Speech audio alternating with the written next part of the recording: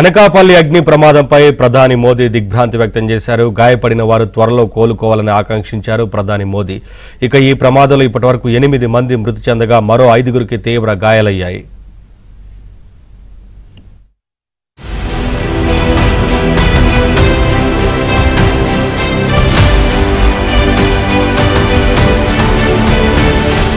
అనకాపల్లి జిల్లాలో తీవ్ర విషాదం జరిగింది. కైలాసపట్నంలో బాణసంచా తయారీ కేంద్రంలో భారీ పేలుడు సంభవించింది.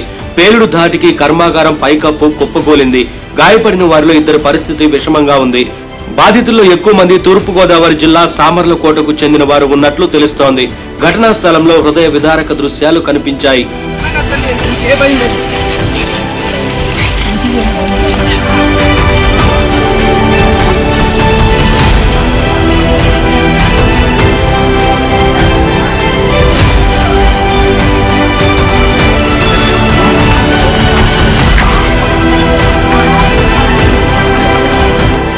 పేలుడు సమయంలో పరిశ్రమలో 30 మంది కార్మికులు ఉన్నట్లు తెలుస్తోంది. దీంతో మృతుల సంఖ్య పెరిగే అవకాశం ఉందని చెబుతున్నారు.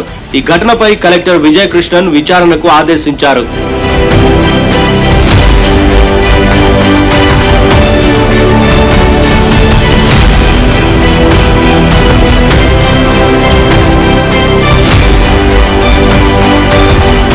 బాణసంచా పేలుడు ఘటనపై సీఎం చంద్రబాబు దిగ్భ్రాంతి వ్యక్తం చేశారు.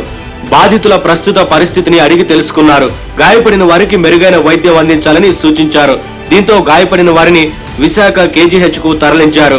బాధితులను పరామర్శించారు. అనకాపల్లి ఎంపీ సీఎం రమేష్ మృతుల కుటుంబాలను ఆదుకుంటామన్నారు. Total 8 members have passed away. It's accidental. Since last 20 years, this industry is going on. They have permission also. Today is Sunday, actually. Very unfortunate. Local majority of the people who passed away is local same village only. And government has announced 15 lakhs extension. Normally, this type of fire accident they will give 5 lakhs.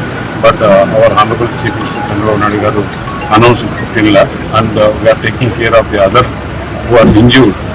మృతుల కుటుంబాలకు AP ప్రభుత్వం పరిహారం ప్రకటించింది. అగ్ని ప్రమాదంలో మరణించిన ఒక్కొక్కరికి 15 లక్షల చొప్పున ఆయా కుటుంబాలకు పరిహారంగా అందించనున్నట్లు హోంమంత్రి అనిత వెల్లడించారు.